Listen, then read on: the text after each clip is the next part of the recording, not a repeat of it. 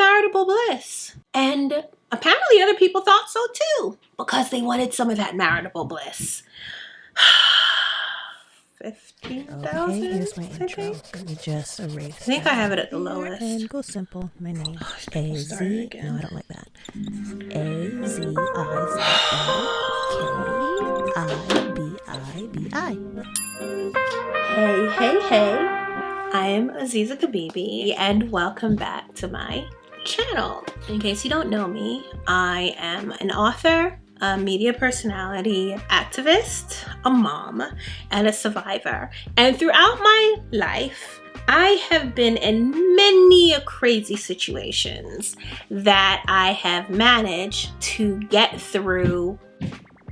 I can't say unscathed, but I've managed to get through them with few scars. Definitely got cut a few times, but at least I have a few scars from them, or the scars don't hurt anymore. Let's just say that. So in this video, I'm going to talk about something that I think many of people probably have been through, but they don't really want to admit it because, you know, of course it's going to, it kind of, I think the way our culture looks at certain things as it applies to certain people in different situations,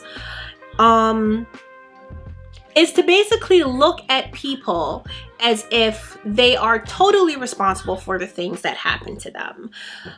As if we live on an island by ourselves, as if there is no one else in the world but us as individuals, when in fact we are on this planet with at least 7 billion other people. But for some reason, human nature is to look at things that happen to individuals and somehow put some of the blame of what happened on them. So just exploring those ideas and the fact that because our society puts the blame on the person that is the victim in a situation, we take that on as individuals. We feel guilty, we feel ashamed. So we're going to talk about being cheated on. So, my story. Okay, but before we get into that, make sure you hit that like button and subscribe if you haven't already, because you know that helps me to grow and to get these conversations to more and more people, because I'm really hoping that it could help someone and at the very least make those who watch my videos feel less alone. Now, if you could also do me another favor, go down in the comments if it's not too painful for you and share if you have been cheated on and how did that make you feel. There are many things that having someone that you love and that you committed your heart and your emotions and your time and energy into betraying you, you know, that really, again, going back to my point as far as being the victim of something and taking on the responsibility of what happened to you, it makes you feel less valued. Go down in the comments, share how you feel. Let's get this conversation going. Maybe we can find some solutions. Help each other get through the hard times. Now, this is the thing. Everyone that has been in a relationship technically don't know, unless they discovered it themselves or their partner confessed to them, whether they have been cheated on or not. Because there are plenty of people, I'm sure, that live their very happy relationships, well, until it was no longer happy, without knowing if their partner was unfaithful or not.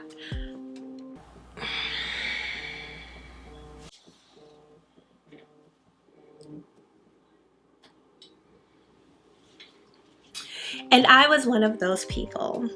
When I married my ex-husband, I was in marital bliss. I was in relationship bliss. I was in friendship bliss. He was my best friend.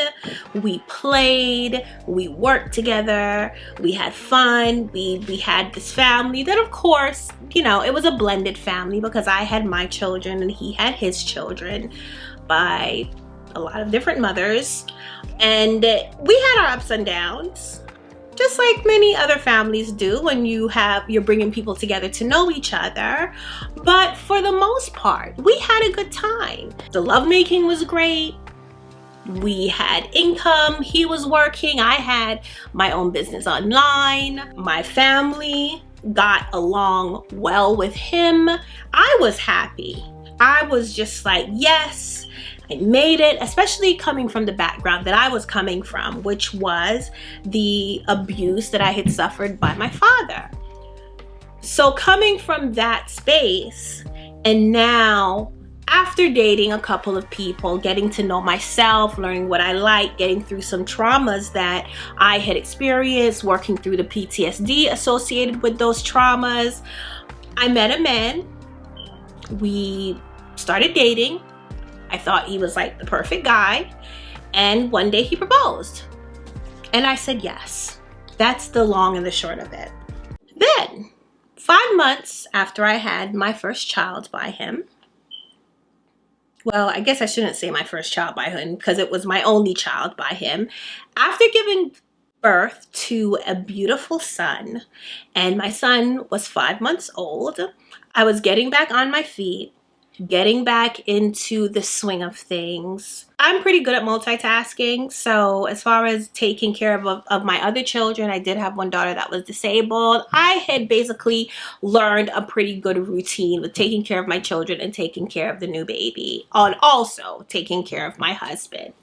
One day, he was out with his friends, which he did like to do on the weekends, and that didn't bother me. I was like, yeah, go have your fun. You know, get out. You worked hard all week. Go out, get some drinks, party with your friends. That's cool. And it had become a pretty consistent routine for him. Now, my baby is 5 months old.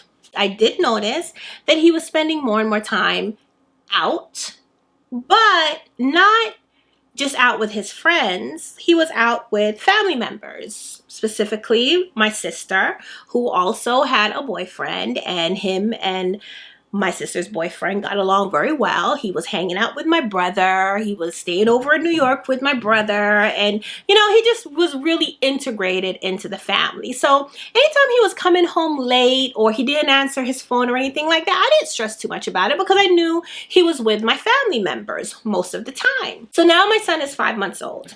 I have an event to go to because I'm networking. I was running a catering business. I was also selling high-end fashions on eBay. And I had learned that in order to get your business out there, you had to network. You had to go to events. You had to talk to people and tell people about the things that you have to offer. So I had used my network on MySpace. It was MySpace at the time. That was the popular, you know, you young people don't know too much about that. But that was the popular social media network back then. MySpace. I had met some people on MySpace. One of them was a popular artist, and he was having a gallery showing at a restaurant that was like a celebrity go-to place. So he invited me to the party. So I called one of my sisters and I says, hey, you want to go with me? My sister was an artist as well. And we decided to go out. This is my first outing after giving birth to Manhattan to have a great, fun, exciting night. So I get myself all cute. My sister gets all cute. Time for us to leave. We was late for the party, but my husband had decided he wanted to go out and get some drinks as he was staying in that night. He didn't come home in time for me to leave at the time that I wanted to leave. Now I'm a stickler for that. I mean, yeah, I'm late sometimes, but for this thing, I definitely wanted to be on time. And we were driving into the city, so you can imagine, you know, this was a Thursday night, which is kind of the beginning of the weekend in Manhattan. So I knew we was going to run into some traffic. So I wanted to, you know, get there in a decent time and just have a great time. Well, my husband had my truck and he was nowhere to be found. I started ringing down my sister's phone. Some answered, some didn't. He was not answering his phone. Calling around, trying to find out where he is. Now I'm an hour late. I finally get through to one of my little sisters, and she tells me that my husband is there at my mom's house, arguing with one of my other sisters. That's strange. Why would he be there when he's supposed to be here? And what could they possibly be arguing about? But you know, I passed it off. I was just like, okay, it's whatever. I was really just more mad that he made me late. Not necessarily focused on the reason why he was making me late, but definitely just angry about him making me late. So he finally shows up. He didn't answer his phone. I had just a quick blow up, not too much, but because I still needed to go. And I didn't even ask him what was taking him so long. Got to the city. Party was great. It was fun. They had good food. Got my groove on, dance. Like, it was really nice. It was a really nice time. I get home at about 1 a.m. When I come into my bedroom, I see garbage bags all over my bedroom floor. Then my eyes zero in on some other stuff that was on the floor. They were hangers. So I'm like, why are there hangers and garbage bags in my room? So I go in and I see my husband sprawled out on the bed next to the baby. And as I'm walking past, I notice the closet is empty. So I'm like, what the hell is going on? So I wake him up. I'm like, hey, what's going on? What's with the garbage bags? And everything, the pieces are starting to put together. The garbage bags are his clothes. So it was his closet that was empty. Apparently, in a fit, he decided to pull all of his clothes out of the closet, dropping hangers in the process, and stuff everything into garbage bags. I wake him up. I'm like, what? Why are your clothes in garbage bags? He like first acts groggy, you know. I'm like, wake up, wake up. Why are your clothes in garbage bags? He wakes up, slightly drunk, and he says to me, I've been having an affair with your sister. I cracked up. I laughed out loud because I just knew it was a joke. I said, wait, what? Why are you joking like this? What kind of joke is that? And he just stayed serious. He said, no, I have been having an affair with your sister.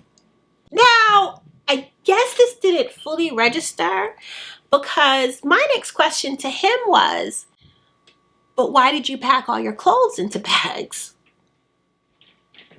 And there was silence. And then he said, well, I figured after I told you, you would kick me out. So I just wanted to be prepared.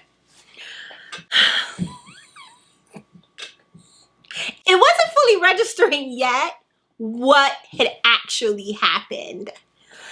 Then all of these things started being put together in my mind. You're having an affair with my sister. You're having an affair with you was having an affair with my, wait, which sister? So he tells me which sister. And yo, my mind was so blown because then I realized all of the times that he had spent at my mother's house. Guess who was the only sister at my mother's house? Yes, that sister. All of the times that he had to run out and help because this person was stranded somewhere, or they needed help putting the crib together, or they needed some information on something, or it just all started coming together. Then I remembered one day, Valentine's Day, I offered my sister to babysit her children while she went job hunting. That was during the day. Homegirl. I told her, I says, look, I can do it up until this time, but you have to get back because me and my husband have plans. Chick was 2 hours late. Plans had to be ixnayed. Then she gets there and she doesn't want to leave. Then I remember when I had my son, there was all of this drama with my husband coming to pick me up because he had my sister in the car. Yo. So I'm sitting here in a dark room, nothing but the moonlight shining through the window, with my husband sitting on my bed and my newborn baby, well, he wasn't that newborn, 5 months, laying next to him, sleeping away like an angel, and everything is coming together. Here I was in a relationship that I thought was perfect, was maritable bliss. Well, as perfect as it could be, especially in my opinion, based on my experience. I was in maritable bliss. And apparently other people thought so too, because they wanted some of that maritable bliss.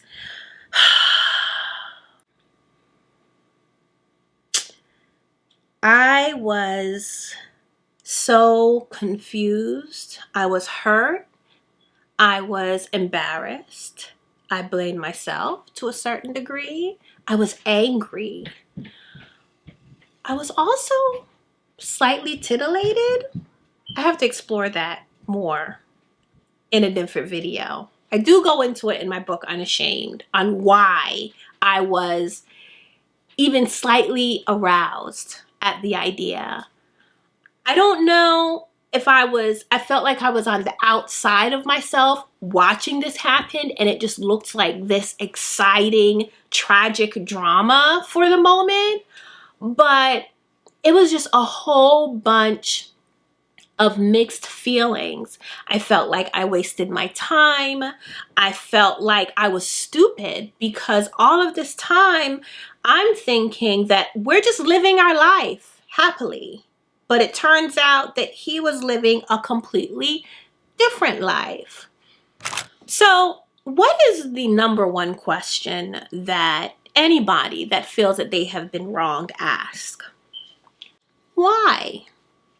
And that's what I asked my husband. I asked him why. And he sat there in silence. And I asked him, did I do something wrong? You know, there's that self-blame again. And he sat there in silence. And I asked him again, but why? And I asked him, is it because she was younger than me? He said no. So then I said, but why? Like, why would you do that? And why would you do it so close to home? And he sat there with his head hung low. And he said, you were too good to be true. And I said, bullshit. I said, bullshit. He said, no, seriously. He said, I did not think that I deserved to be this happy. And I went on a mission to sabotage it. Now, please go down in the comments and tell me what y'all think about that. Is that just some like male gaslighting ego BS? I can't even say male. Is it just some people gaslighting ego BS? Because if you're caught, well, you wasn't even caught, because had he not told me, I would have been none the wiser. So how is it that you volunteer to tell me, you know that you're going to be kicked out, or you believe that you're going to be kicked out, so much to the point that you've packed all of your stuff, and then you say, it was too good to be true, so I sabotaged it. I would think that there are other ways to sabotage it. Like, he did not take responsibility, at least at the time, of any kind of, he felt like he was being seduced, or he thought she was sexy, or he started fighting. Like, none of that. There was none of that. It was just, it was too good to be true. What he and I had was too good to be true, and he felt like he did not deserve it, so he figured out a way to sabotage it. I can't even fathom how someone would go into that line of thinking to try to mess up their situation. But okay, I took that for that moment. Then I decided that I wanted to know every damn thing. I wanted to know every moment. I wanted to know how everything felt. I wanted to know every detail. I wanted to know, well, at that time that I was calling you and you didn't answer your phone, what were you really doing? And who were you doing it with? I just felt like I needed to know everything. And I think that he tried to give me as much detail as possible, as much details as he thought that would not hurt me. But I wasn't concerned about that. I had already been hurt.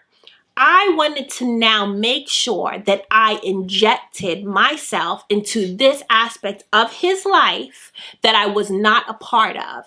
Even though at that time while we were married, we were supposed to be a part of everything in each other's lives. And here he had this whole other life that was completely foreign, completely secret, and completely separate from me. And now my younger sister had something special and separate and contained between him and her that she had no right to have. So I felt like that my solution to get through that moment was to now completely shatter that safe space for them and be a part of it. So I wanted every detail, every sexual encounter, every kiss, every hug, every smell.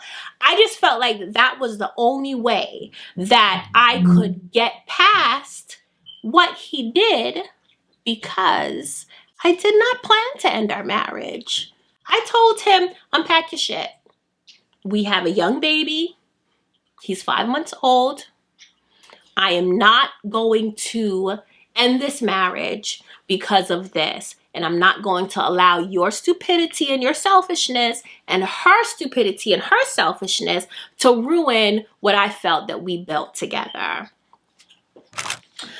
Okay, so y'all got the gist of it. I gave you the cliff notes, the roundabout, what happened, the totality, the important parts of that one time, of 2 times that I was cheated on. What I would like you to do, along with my other requests with, what to communicate in the comments, definitely, open up about, one, your thoughts and perspective on my situation. Should I have stayed with him? Should I not have stayed with him?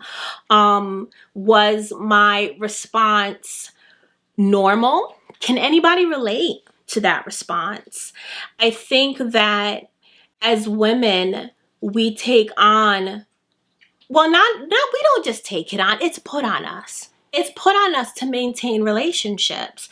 If we get into a committed relationship with a man, it, for some reason, is the woman's responsibility to maintain that relationship. She's the one that has to forgive and forget. She's the one that has to do what needs to be done to keep the man. She's the one that has to bring things to the table. Like all of these ideas that marriage or committed relationships is really measured by the woman's behavior is very unfair and very imbalanced.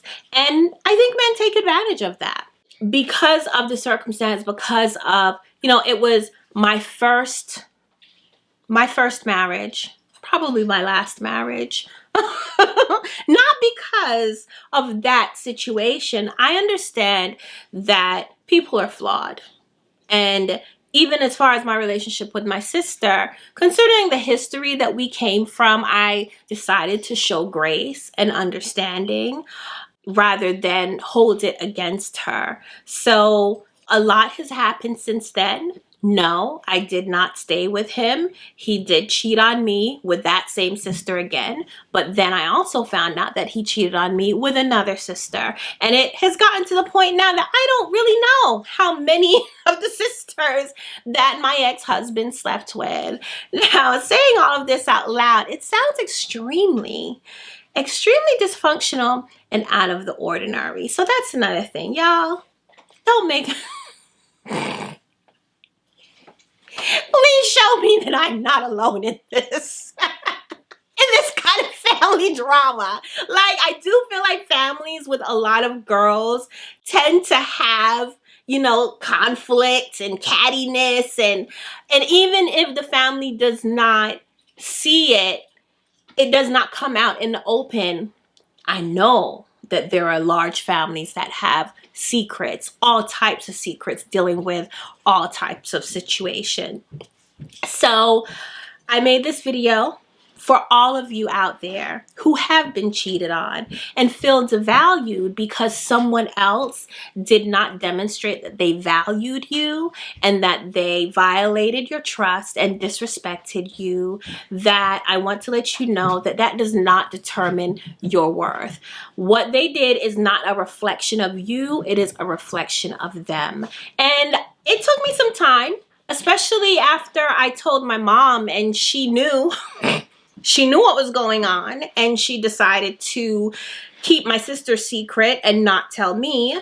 And when I told my grandmother to get some advice from an elder, her first question was, Aziza, what did you do? There has to be. I had to then learn that what my husband did and him being unfaithful and really violating my trust, for me, it's not about the sex. It was just the lack of consideration for the dynamic of our family and how what his actions was going to do to our family, to our children, to my nieces and nephews, if it ever got out. Like this absent-mindedness or not give a F-ness. It was just crazy to me. I didn't understand it, but it was not a reflection of me. It was a reflection of him. And what my sister did was not a reflection of me. It was a reflection of her. And it took me some time to get to that. So for any of you who have been taken advantage of in that way, who have put their trust in somebody, who have made a commitment to someone, and they break that commitment and violate your trust, it has nothing to do with you. It is all them. And on that note, that's all I have to say for today. I think my daughter has something to say. I have words for the men out there, especially the men that are looking at my mother in a certain way and have certain plans. Just know she got a daughter, okay? She had a daughter with a very, very intense temper. I am very direct, and I will come for you. If you hurt my mother, I will come for you. All the men in her life now, this is a warning. Do you understand? She might have some good and forgiveness in her, but I don't. It never existed. I tried to pass it on to her. Okay? So watch out. And for the future man out there that'll make my mother want to have a wedding when that day comes, thank you. But you better watch out too. Because I will come for you if you hurt her. And that being said, be blessed for you are a blessing. The more you know. Bye.